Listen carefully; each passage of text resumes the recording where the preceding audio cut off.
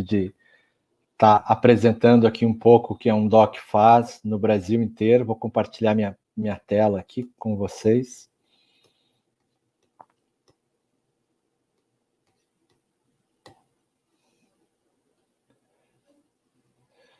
Então, antes de começar a apresentação, né, eu vi ali bastante o Lucas agradecendo a minha pessoa. A gente viu também falar de meritocracia, de como as coisas funcionam, e nada mais justo do que, de fato, colocar os pingos nos is, né? A minha participação foi muito pequena nesse evento, para não dizer insignificante, né? E eu trago uma tela aqui da conversa do WhatsApp com ele no dia 7. Eu pergunto para ele às 9h23 da manhã, vamos fazer um evento online junto? De cara, ele responde, bora, fechou. E hoje, aí, pouquíssimo tempo depois, a gente tem essa qualidade de evento. De fato, eu não participei da organização, foi o Lucas, com outros 2 Lucas da Undoc, mais o João do lado dele. Então, é isso que a gente precisa ter em mente na meritocracia e principalmente no setor público, né? A capacidade de execução. Evidente que o planejamento é extremamente importante, mas é muito importante executar com aquilo que a gente tem, né? Então, o tempo inteiro o meu time perguntando, vamos fazer com essa plataforma. Ontem à noite a gente conversando sobre e-mails, ou seja, o cenário perfeito, ele não existe, e ele nunca vai existir. Então, se a gente, de fato, não nos mexermos para fazer o melhor da gente naquele momento, as coisas ficam bem complicadas aí. Então, quero aproveitar para, mais uma vez, parabenizar o meu time, o Luquita, o Lucas Prado e o João. O sucesso do evento aí, sem dúvida, é mérito de vocês, né? Então, entrando aí no nosso tema, os protagonistas do governo 4.0, esse tema ficou muito evidente quando saiu essa capa da revista Exame, e aí, se a gente abrir e ler a reportagem, ele vai falar de boas práticas de governo, mas na base dessa reportagem está uma coisa muito clara, que é a eficiência do setor público. E a eficiência do setor público, ela vem carregada de um fator primário, que é acabar com o papel. A raiz da ineficiência está no papel. Por que o papel? Porque o papel é um veículo lento para transportar informações. A gente falou em avaliação, uma avaliação no papel ela é lenta, a consolidação é mais lenta ainda, e talvez quando se tem esses dados, a avaliação já seja outra. Então, avaliações, sistemas sem uso de papel é o grande caminho. A revista também retrata aí, com grande propriedade, a questão da Estônia, né, que é o país mais digital do mundo. Acredito que a gente vai escutar muito sobre a Estônia aqui nesses dias de evento. E o objetivo, então, é a gente começar falando da Estônia, obviamente, porque é o país mais digitalizado. A gente não vai mergulhar muito nesse tema, mas é para trazer o contexto para o Brasil, né? Então, a Estônia são 4 grandes pilares que a gente vai abordar. Primeiro, governo online, RG digital, acesso à informação e legislação, tá? Governo online. Na Estônia, você só precisa ir ao órgão público em 3 situações: casamento, divórcio e transferência de imóvel. Legal, excelente, o Lucas falou bastante ali a respeito disso, que se trata de confiança, né? Então, no setor público, notadamente, infelizmente, né, como o Lucas bem colocou, não se confia no governo. Por outro lado, o governo não confia na população e faz com que você vá até o setor público, por exemplo, para levar um original da sua residência, né? Aí você vai lá com uma conta de uma operadora de telefone, ele vai e carimba, ok. Ou seja, ele não tem a capacidade de atestar se aquele documento é válido ou não, porque só atesta a veracidade aquele que emite o documento. Ele, obviamente, não está fazendo nada de legal, mas é um passo no processo que se faz desnecessário, porque ele utiliza o princípio da boa-fé e uma vez que o documento fosse imputado dentro do sistema, é a mesma coisa, né? Muita gente fala o seguinte, não, mas quando ele chega lá, eu confiro com a carteira de identidade dele. Mas é óbvio que ele vai apresentar uma carteira de identidade parecida com o rosto dele.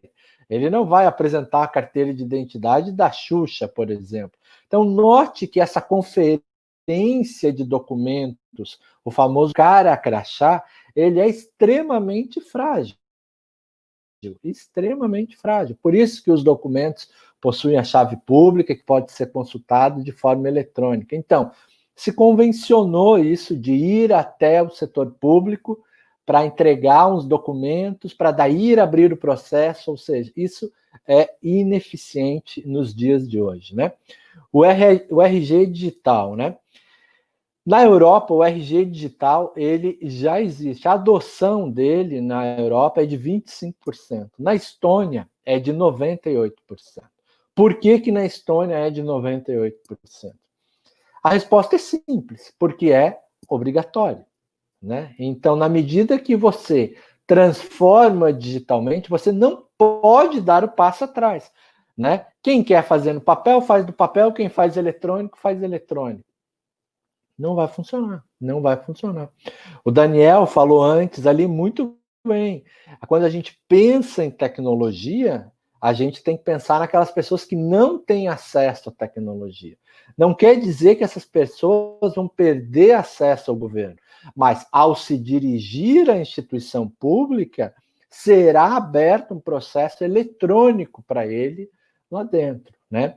E a Estônia, ela tem 1.300.000 habitantes, ou seja, é do tamanho de Porto Alegre. Muita gente pode pensar, não, é fácil fazer porque é pequeno. Fazer no Brasil é muito diferente. Ótimo, ótimo, belíssimo ponto de vista. Então, por que a gente não faz isso em Porto Alegre? Né? Não, porque tem que ser nacional. Não, não precisa ser nacional. A gente vai mostrar vários cases aí regionalizados dessa transformação digital. Segundo ponto, acesso à informação. 88% da população tem acesso à internet. Óbvio, digital você precisa ter essa documentação. O Brasil tem 126 milhões de pessoas conectadas, 70% da população está conectada, ou seja, a gente tem aí um gap em relação à Estônia, mas a gente está muito bem conectado no Brasil inteiro. E aí, por último, a legislação. Né? Em 2000, o governo da Estônia criou a legislação que iguala a assinatura no papel com a assinatura digital. Você está falando em 2000 isso. E em 2001, o Brasil tem a medida provisória aí, que regula aí o ICP Brasil, ou seja, as assinaturas com os tokens e aqueles que se assemelham a tokens emitidos por outras entidades. Então, você vê que a gente, mais ou menos, tem o mesmo arcabouço que a Estônia. Claro, um país de dimensão continental, mas note que as desculpas para não ser digital, elas são difíceis de colarem, né? Então, a gente sai da Estônia, a gente chega no Brasil, e eu faço aí uma analogia com 2 filmes aí que vai ficar bem claro para vocês. Né? O primeiro deles é aí a série da Netflix, La Casa de Papel, né? É impressionante como órgão público gera papel, né? É assim, é um verdadeiro fetiche por papel, né? Se imprime nota fiscal eletrônica em 2 vias, né? Ou seja, na medida que você imprime algo, você está guardando a segunda via, porque o original é onde você primeiro manifesta a sua vontade, né? Então a gente começa a ver que essa mundo de papel que é hoje em dia para fazer um processo de qualquer natureza. Existe um ditado, né, muito assertivo, que o processo é igual para comprar uma caneta e comprar uma carreta, né? Então, existe aí esse desejo de ter papel e ainda se faz cópia do processo, né? Para ter, claro, tem que ter segurança, cópia do papel, né? A gente vai ver isso mais para frente um pouquinho, como que isso interfere no nosso dia a dia, né? E o segundo filme aí, também bem conhecido, é o The Walking Dead, né? E essa imagem aí, ela traz um simbolismo fantástico, né? Dentro de um órgão público são dezenas de sistemas que não conversam entre si, que a gente pode ver ali muito bem ilustrado pelos carros, eles se chocam, eles se sobrepõem, né? E o funcionário público ali, sentado num cavalo e caminhando, ele fazendo, né, a parte dele aí, heroicamente, né? Eu já fui funcionário público, então eu sei o quanto o funcionário público é dedicado e principalmente o quanto ele é injustiçado, né? Por isso, novamente, o mérito aí nas avaliações que o Lucas está trazendo, porque se generaliza muito o funcionário público, e eu posso dizer aí, com alguma experiência, que não é verdade. A imensa maioria dos funcionários públicos são excelentes, são dedicados. Então, a gente tem aí um conjunto de sistemas e ferramentas que na prática, eles servem para muito pouca coisa. É para aquela função específica. Olha, se chover, tu faz nesse sistema. Se der sol, tu faz nesse. Se for da secretaria Y e tiver nublado, tu faz nesse. E assim por diante. Ou seja, os sistemas não conversam entre si e deixam, literalmente, o servidor público num cavalo, tendo que responder para a sociedade. Então, isso acarreta aí numa ineficiência muito grande, né? Mas o Brasil, obviamente, tem muitas coisas legais, né? E coisas globais, né? Eu vou citar duas. A primeira delas, o maior processo eletrônico do mundo, de ponta a ponta, é brasileiro. Esse processo chama-se Declaração de Imposto de Renda. Ele não é de agora, né? Não é do ano passado, não é do ano retrasado, ele é 100% feito de forma digital, né? Muitos de vocês lembram dessa evolução, a gente vai falar um pouquinho mais para frente, por que evoluiu dessa forma. O outro grande marco do Brasil é que a maior digitalização de documentos do mundo, a famosa desmaterialização, também é brasileira, que é o Tribunal de Justiça de São Paulo, maior tribunal do mundo, seja em magistrados e em volume de processos, em que foi feito aí orgulhosamente, né, pela nossa empresa controladora, a Softplan, em que não existem mais processos físicos no Tribunal de Justiça de São Paulo. Então, a gente tem aí dois grandes exemplos fantásticos de como é possível ser extremamente eficiente no Brasil. E aí eu falei antes ali da declaração de imposto de renda, alguns de vocês talvez se lembrem, né, que em 2010 essa era a declaração de ajuste, né? E por que tinha o ajuste? Porque era feito na mão, então isso, às vezes a pessoa não entendia o que estava escrito, chamava o cara para dar explicação.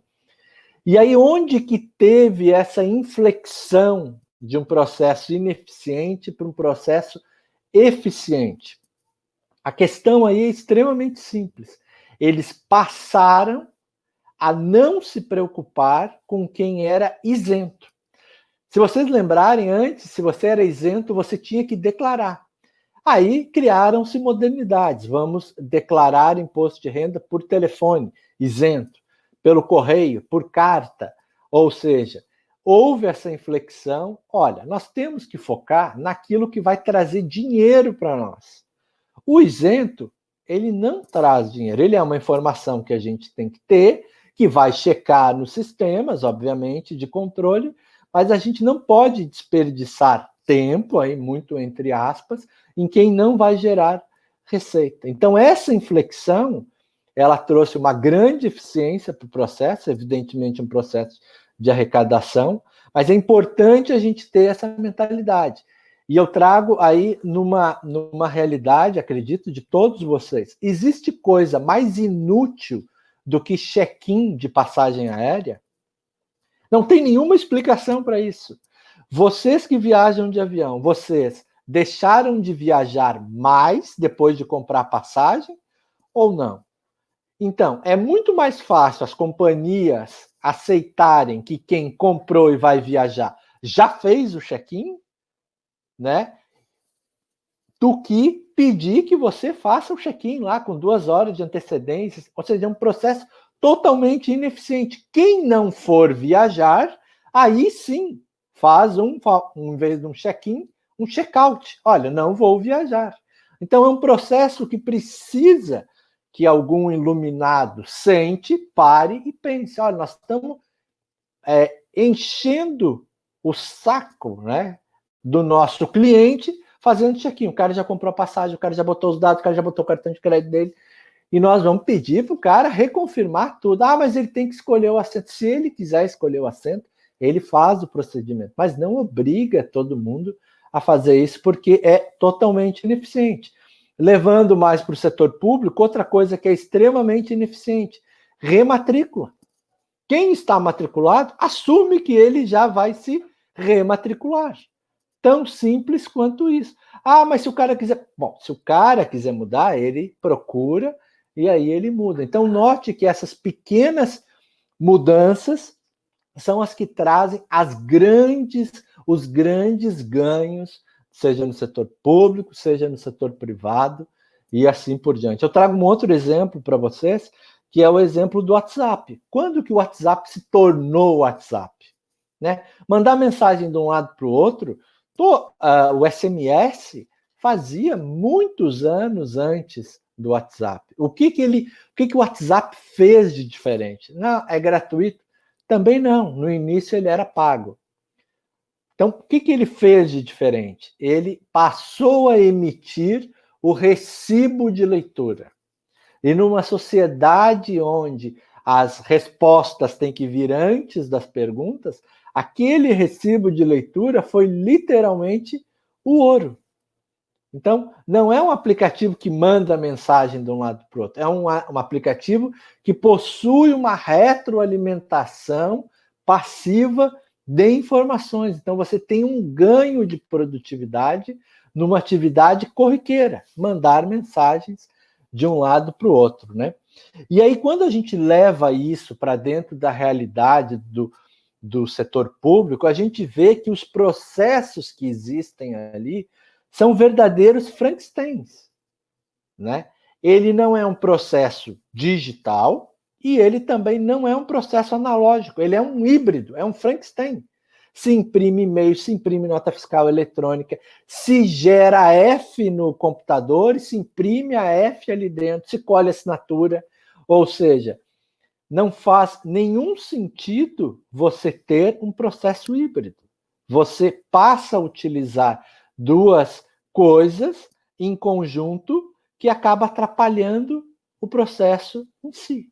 Então, não existe nenhum ganho de produtividade fazendo dessa forma. Se tem um falso sentimento de que a coisa está funcionando como tem que ser, trazendo eficiência, né? Volto a repetir, toda vez que você imprime algo, você guarda a segunda via. Se você tem um sistema que faz tudo isso, você tem que utilizar isso na sua forma plena para ganhar eficiência, para ganhar retroalimentação e aí sim ter um benefício tanto para o servidor e obrigatoriamente para a população, né?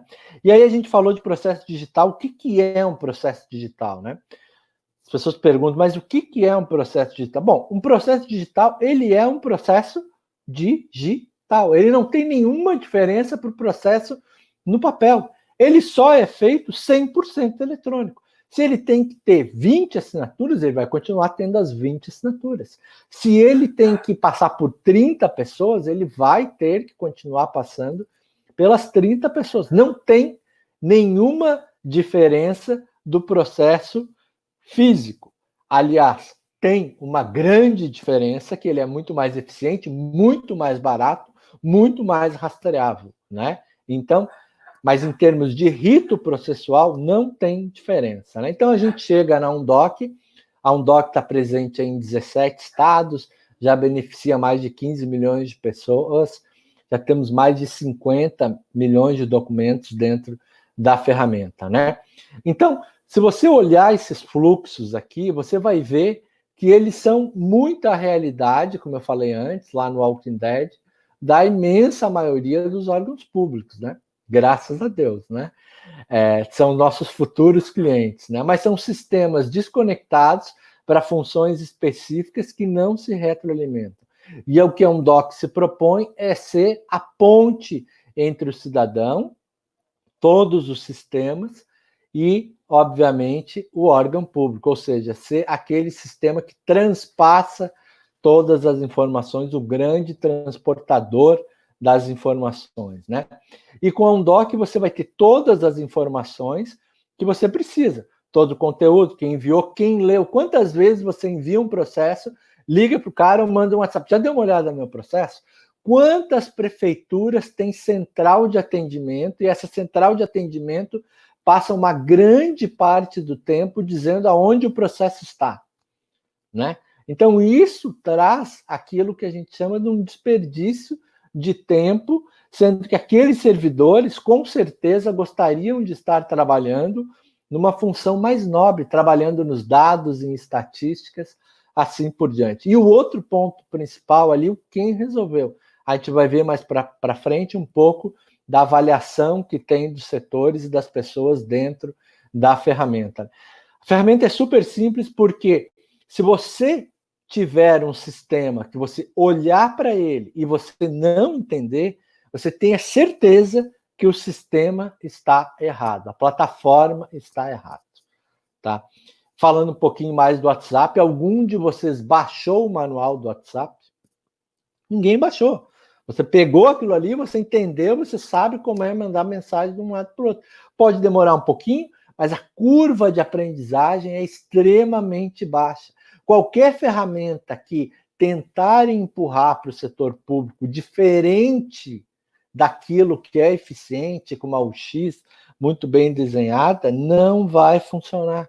Não vai funcionar. É necessário que o servidor público tenha lá um critério muito alto para adoção de ferramentas. É muito comum se abduzir o servidor público para treinamento de uma plataforma. Veja só, por um trabalho que ele está acostumado a fazer, que hoje ele faz no papel. Então, se você apresenta algo para o setor público que é mais complicado do que o papel, o que ele faz? Ele vai fazer no papel, é evidente. Você não está trazendo um benefício para o setor público.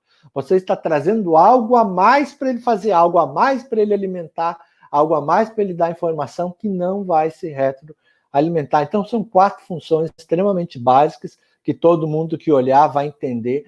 A ferramenta é muito parecida com o e-mail. Você olhando já entende quais são as demandas, quais são os setores que estão. Tem o calendário com seus prazos, quando vence as demandas, para você poder ter uma organização muito mais fácil. Você consegue fazer o workflow do seu processo, você mesmo consegue fazer. Em menos de 1 minuto, você coloca as fases, o SLA, de maneira totalmente aí simplificada, que é o que tem que ser de plataformas dentro de qualquer organização. Muito mais no setor público, que tem aí recursos extremamente limitados, né? E a parte principal dessa mudança é a comunicação interna. Então, às vezes as pessoas perguntam, por onde começar? Eu sempre falo, começa dentro de casa, começa da forma que você se comunica. E a forma que as pessoas, o setor público se comunica, por diversas vezes ela é errada, ela é feita entre pessoas. É o João se comunicando com o Lucas, mas a comunicação tem que ser feita entre setores. E a razão é simples. As pessoas saem dos setores e a comunicação tem que permanecer. Me lembro, quando eu fui funcionário público, quando eu assumi, não tinha nada. Perdi 4 meses só para saber onde eu estava. O que estava andando, até lá orçamentos venceram, processos perderam o prazo. Então, isso precisa começar dentro da organização. Se você pegar todo o setor público, tem lá o organograma. A comunicação tem que estar distribuída no organograma, não entre as pessoas. E hoje, como é feita essa comunicação no setor público? Muitas vezes é da seguinte forma: você tem um papelzinho lá com os números dos documentos, aí você pega aquele papelzinho lá, risca o número 122, abre o computador, tem lá o modelo no Word, coloca o Word na tela, coloca a data, coloca o número, coloca a secretaria, destinatário, ilustríssimo, digníssimo, e imprime aquilo em 2 vezes. Já está usando o computador como uma máquina de escrever com tela, imprime aquilo de segundo em 2 vias, pega o caderninho de protocolo, bota dentro do carro, vai lá para a Secretaria de Saúde, vai e volta, assina, vem aqui, entrega e pronto. Então, essa é uma comunicação extremamente falha, demorada. E por ela ser tão complicada, tão demorada, muitas das coisas no setor público não são documentadas. E isso a gente sabe, problemas. E os problemas no setor público, eles sempre acontecem daqui a 4 anos, 5 anos, 6 anos, porque a Justiça, o Ministério Público, tem essa latência. E quando chega um simples questionamento, você tem que puxar pela memória, e isso a gente sabe como isso é desprazeroso e como isso traz insegurança para a gente. Então, tramitar papel de um lado para o outro não é útil, não é eficiente. Como que a gente pode resolver isso? É fácil. Compra um fax. Vamos mandar papel de um lado para o outro via fax. Acredito que muitos de vocês acham essa ideia totalmente errada. Pô, um fax em 2020, um evento de GovTech, o cara quer que eu compre um fax, entendeu? Não faz nenhum sentido. Pois é, não faz nenhum sentido. Mas fazer licitação para comprar elástico, para comprar pastinha colorida, para comprar impressora. Não, aqui nós modernizamos nosso parque tecnológico. Impressora frente e verso colorida, laser, imprime em 2 vias. Ou seja, isso... Não, comprei um data center para controlar as impressões. Você não está trazendo eficiência nenhuma. Não, nós baixamos aqui o custo da impressão para 8 centavos. Cara, tu está gastando dinheiro, está rasgando dinheiro literalmente. Você não está trazendo nenhum tipo de eficiência, né? E esse tipo de documentação é a mesma que Pedro Álvares Cabral fez lá em 1500, quando chegou no Brasil, né? Ele chegou lá, assistente, escreve uma carta aí. O assistente foi lá, escreveu a carta, carimbou, ele foi lá, assinou, pegou, botou no navio e mandou para o rei. É a mesma coisa é feita hoje. Claro que nosso objetivo aqui é mostrar de uma forma muito mais simplificada. Você, dentro da plataforma, clica em novo, seleciona o tipo de documento.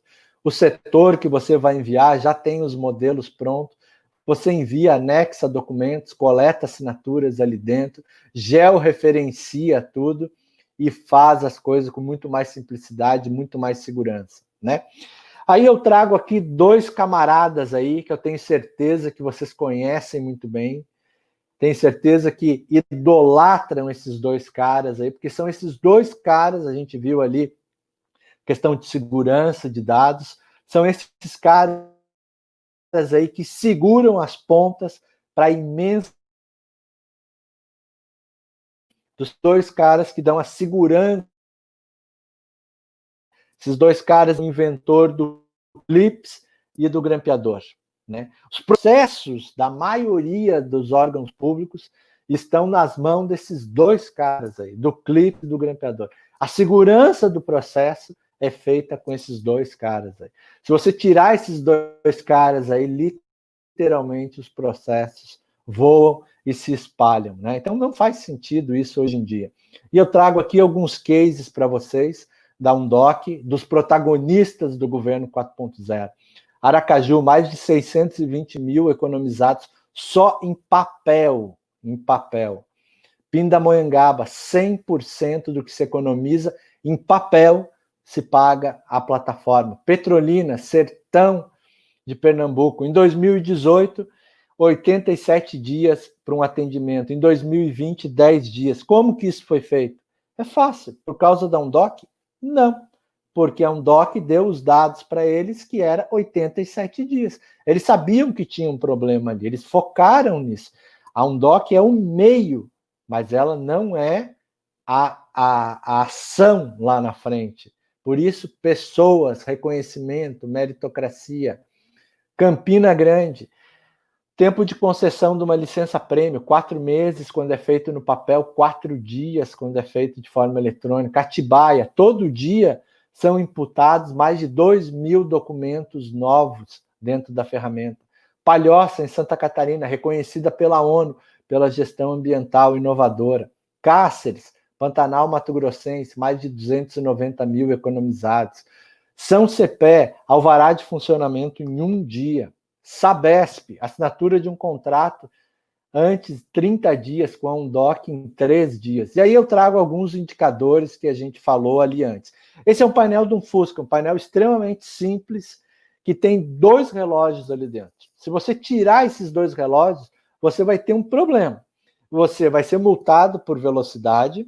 Claro que não é a velocidade lá de 110, mas é de 40, 60, você vai ser multado, e você vai ficar sem gasolina. Então, administração pública tem esse nome por uma razão simples. Você vai administrar, ninguém administra sem dados. Então, seria outra coisa, seria futurologia pública, seria achismo público, mas jamais administração pública. E a gente traz 3 indicadores. O principal deles, engajamento, de tudo que é pedido, quanto por cento é lido. Então, se as pessoas não estão nem lendo, quem dirá resolver os problemas? Taboão da Serra, 88% de engajamento. Eficiência, de tudo que é pedido e é lido, quanto por cento é feito? Tem que marcar que é feito ali dentro. Ele vai avisar todos os envolvidos por SMS ou por e-mail. Garça, São Paulo, 78% de eficiência. E a qualidade, a cada trâmite dentro do processo, você vai ser avaliado. A avaliação não é pelo todo, porque o todo pode sair ruim, mas ali dentro alguém se dedicou e esse cara tem que ser avaliado separado do todo. É a meritocracia, entendeu? E o inverso é verdadeiro também.